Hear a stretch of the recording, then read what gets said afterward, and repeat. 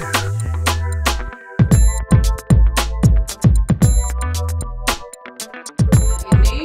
memang harus secara awal dan saya setuju dengan apa yang didorong oleh Pak Jokowi dengan konsep revolusi mental itu, tetapi pada konteks birokrasi.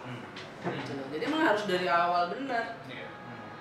Kalau sekarang sih memang karena udah ada di tengah ya harus digedor juga di tengah, dari leadernya, dari pemimpinnya, dari seluruh lapisannya. Kan harus diburu-buru diselesaikan ya, kita nggak bisa nunggu-nunggu lagi. Kalau kita lihat katakanlah 10 tahun terakhir gitu ya, reformasi dilakukan dengan berbagai upaya. Itu kalau kita bisa identifikasi dari dua sisi itu karena kelebihan keberhasilannya dalam bidang apa dan kemudian kegagalannya juga dalam bidang apa. Kalau kita balancing gitu ya. Pertama mungkin keberhasilannya dulu gitu. Kalau atau kemajuan. Saya kan mengikuti ya dari 98 sampai sekarang. Kalau kita lihat reformasi birokrasi itu dalam sistem penganggaran itu makin baik ya. Sistem administrasi keuangan kita juga makin baik.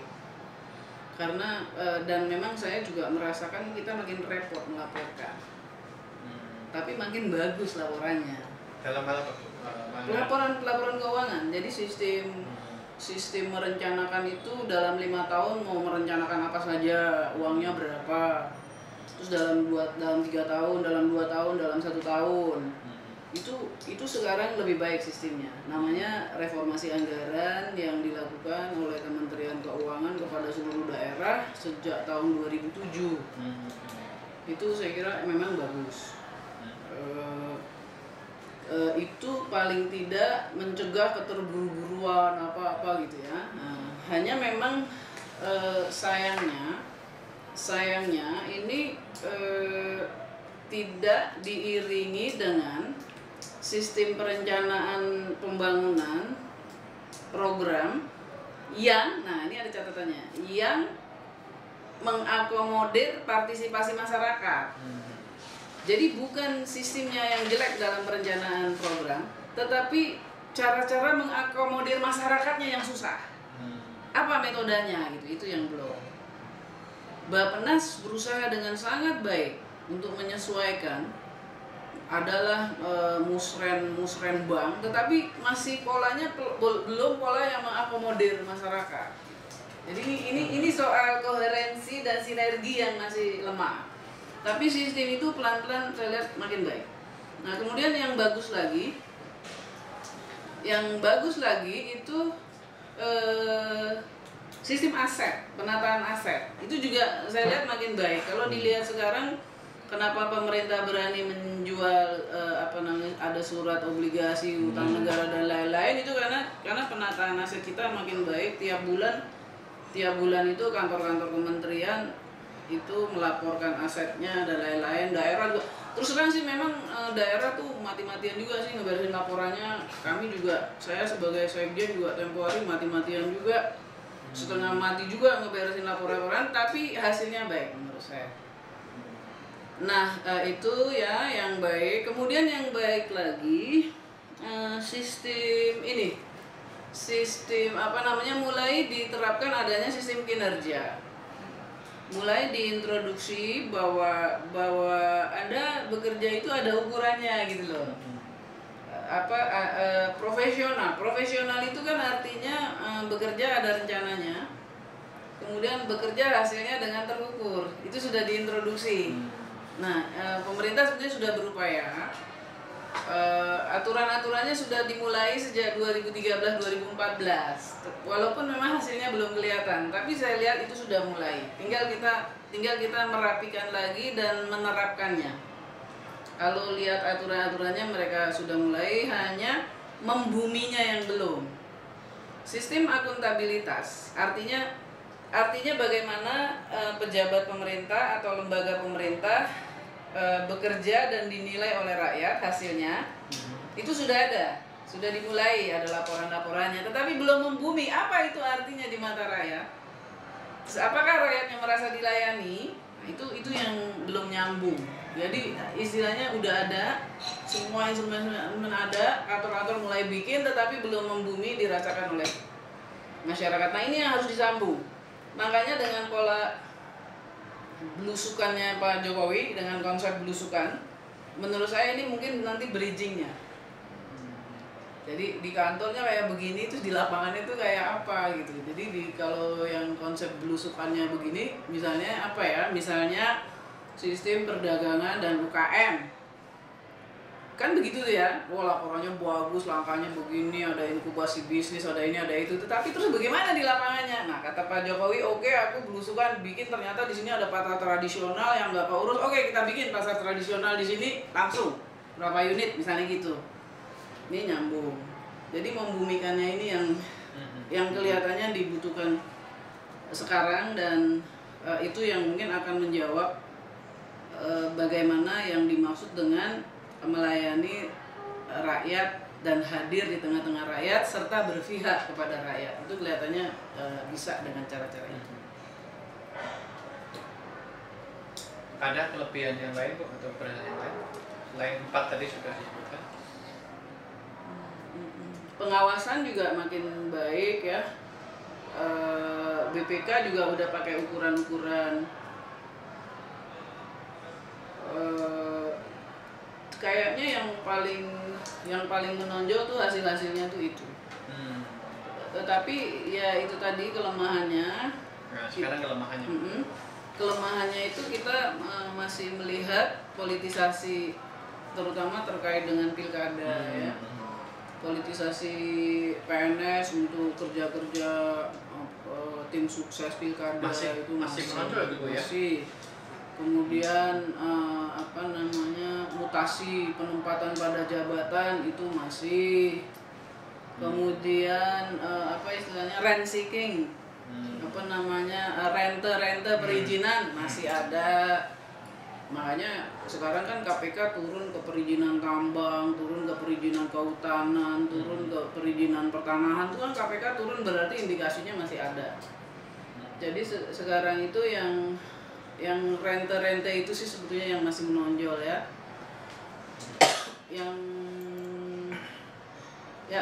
Yang lain makin baik sih sebetulnya. Rekrutmen juga upayanya sih makin baik saya lihat ya. Yang paling parah yaitu tadi politisasi dalam kaitan ke kekuasaan dan rente itu perizinan. Tumpang tindinya tumpang tindih urusannya juga masih ada. Nah, kelemahan lain transparansi memang yang masih. Transparansi terutama daerah-daerah misalnya nggak happy dengan dana-dana yang dialirkan dari pusat ke daerah. Tapi itu menurut saya sih sebagian besar karena konteks kurang transparan aja. Karena daerah nggak ngerti kenapa saya dapatnya segini bukan segitu gitu. Sebetulnya karena nggak dijelaskan dia bagaimana cara menghitung dia dapat dana dari pusat itu sebesar itu. Itu hal-hal seperti itu yang masih menjadi kelemahan. Kalau terkait dengan ini Bu, perizinan usaha macam-macam, sudah ada kemajuan, kemudahan dalam mendapatkan izin. Itu best practices-nya, artinya beberapa daerah memperbaiki dirinya ya. Kalau kita lihat beberapa provinsi kan punya sistem satu atap ya, sistem manajemen satu atap. Tetapi secara umum kalau kita lihat indeks daya saing dan doing bisnisnya kita masih belum juga ya, walaupun membaik, tetapi kita jauh masih di bawah Malaysia, apalagi dibandingin Singapura, Hong Kong masih jauh deh. Artinya kita masih rata-rata medium lah, walaupun udah di bawah seperti Kamboja, Myanmar gitu, tapi masih kurang ya. Index of doing business sama ini. Nah, oleh karena itu yang kita ingin dorong nanti adalah perizinan yang proaktif. Jadi kita nanti lihat ya. Saya nggak tahu yang ini mungkin nanti apakah off the record, nanti tergantung situasinya ya. Saya dengar rencananya presiden itu akan mengatakan bahwa perizinan itu harus proaktif. Itu beliau akan mengatakan nanti di sidang kabinet. Proaktif itu artinya semudah-mudahnya buat swasta. Kalau bisa lewat online ya lewat online aja. Kalau swastanya sulit dan jauh, bisa bila harus didorong-dorong dan didesak, dibantu untuk segera diselesaikan, ya dibantu gitu. Itu yang didorong. Apabila itu terjadi, maka berarti kita iklim perizinannya juga akan makin bagus. Kedua itu tadi, pelayanan perizinan tuh nggak boleh hanya dari jam 7 sampai jam 5 sore. Kan orang-orang kantoran kadang-kadang baru istirahat jam 1 malam, jam 11 malam. Kalau dia aware-nya jam 2 pagi, ya dia mau online, mau dia apply tengah malam jam 2 pagi, itu harus bisa terjadi.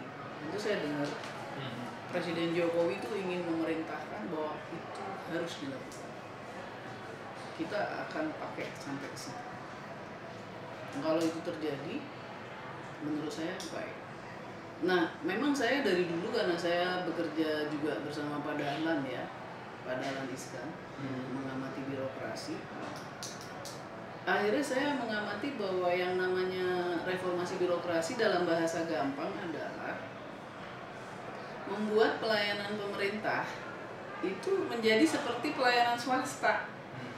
Nyaman, clear, tepat, apa yang dijanjikan, syaratnya jelas, duitnya jelas, waktunya juga jelas gitu.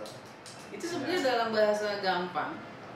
Kalau unit pemerintah bisa melayani seperti swasta, ya itu sebenarnya yang harus dicapai. Itu satu, saya melihatnya. Yang kedua, apa yang harus dicapai dalam reformasi birokrasi pelayanannya adalah apabila swasta sudah merasa tidak ada masalah, kan berarti udah nyambung gitu.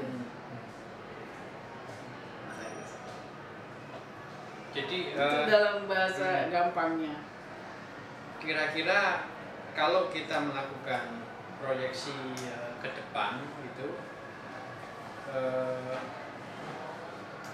apa ya, tadi sebenarnya sudah Ibu singgung sedikit ya, apa kira-kira yang bisa dijanjikan dan realistis oleh pemerintahan yang baru ini tuh terkait dengan reformasi birokrasi. Jadi Ibu sudah singgung gitu. Ya, yang pasti ini kan begini ya, ini udah ada undang-undang desa. Undang-undang desa itu memperjelas posisi pemerintahan desa. Apa saja yang dilayani oleh pemerintah. Di undang-undang desa selain sudah diperjelas apa posisi pemerintah desa, ada peraturan pemerintahnya yang mempertegas hal-hal yang dilayani oleh desa, hal-hal yang dilayani oleh kabupaten. Di undang-undang desa juga diperjelas dana-dana yang sudah harus disatukan menjadi RAP, anggaran belanja dan pembangunannya desa. Artinya apa? Artinya secara sistematis itu sebetulnya disetting bahwa kalau pabrik jasa publik itu adalah nasional, pemerintah pusat, maka warung jasa publiknya itu ada di mana? Kan warung pelayanannya berarti kalau nggak ada di desa, bisa ada di unit lainnya tergantung strata urusan yang kita atur. Bisa di kabupaten, bisa di kecamatan. Ya. Nah, oleh karena itu sebetulnya dengan sudah adanya undang-undang desa, dengan sudah clearnya undang-undang aparatur sipil negara itu, dan ada kejelasan undang-undang administrasi pemerintahan yang semuanya baru jadi kemarin di awal 2014, maka sebetulnya ruang untuk ini menjadi lebih bagus tuh ada dan bisa konkret. Caranya adalah clearkan dan formulasikan keuangan desa atau anggaran desa yang sudah jelas menurut undang-undang dan ada sumber-sumbernya juga udah jelas, tetapi juga selesaikan rancangan pelaksananya di tingkat desa. Itu yang pertama. Yang kedua, dengan undang-undang pemerintahan daerah yang baru yang mengatur secara tegas apa-apa yang harus diatur bersama, misalnya melayani kesehatan, itu jenis-jenis persoalan apa yang dilakukan oleh kabupaten, oleh provinsi, oleh nasional, dan yang bersama-sama itu apa saja gitu. Kalau clear kan sudah ada di dalam undang-undang, tinggal diatur, clear cara ngaturnya, clear duitnya, clear pegawai yang melakukannya, maka itu sebetulnya bisa dilakukan. Nah, apalagi yang ini juga saya dengar ini ya, mudah-mudahan nanti kalau memang ditegaskan oleh presiden berarti bisa dilepas ya. Presiden mengatakan bahwa beliau akan memerintahkan 60-70% pegawai itu harus ada di lapangan, harus benar-benar melayani orang di lapangan.